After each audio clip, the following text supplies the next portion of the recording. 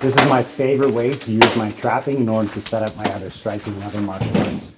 As Kyle came at me with the jab, I'm in a partner C stance. That means his left leg is forward, my right leg is forward. The jab comes at me, I do my holy shit block. My right hand is underneath, my left hand is on top. I roll or I turn over just enough. If you look, my tonsao right now is pointed at his center line still. I can lop or I can just fox out. The reason why I bought Kyle that helmet is so I can smash him and have some fun with this. His hand was down. Because his hand was down, that's what made the fox out hit. My training says one hits, another one hits. I love to go to the overhand punch here compared to switching to the Wing Chun punch. There's nothing wrong with that. But the overhand, if he starts lifting it up, still allows me to be able to get it. And when I throw my overhand is when my hips really get involved to make that power come out. In the second shot, Kyle went through and he put his hand up this time. His hand came up. My fox out was more of a mom sound now, asking hand. How would you like me to hit you today? He provided me with another barrier, another problem. So I ripped that out of the way with the lop sao, added in a punch, got the job done.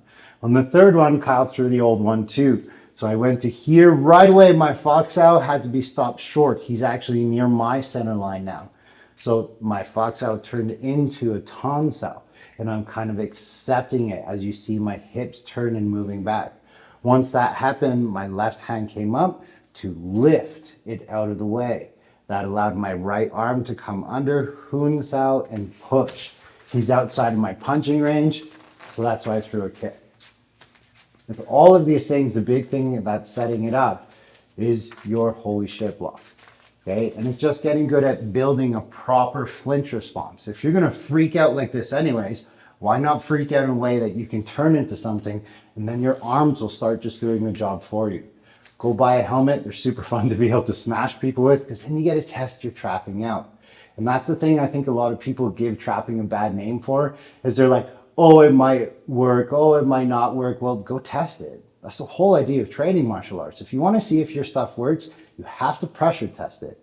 And it doesn't mean like I'm going hard and Kyle's not. Kyle's still going hard. He's still putting intention on those punches. If I didn't block it, I would have been smashed in the teeth and probably a broken nose. So that being said, pressure testing is an important part of your trapping. Not just chi style Wing Chun people. I mean actually testing it. Okay? Have fun, train hard.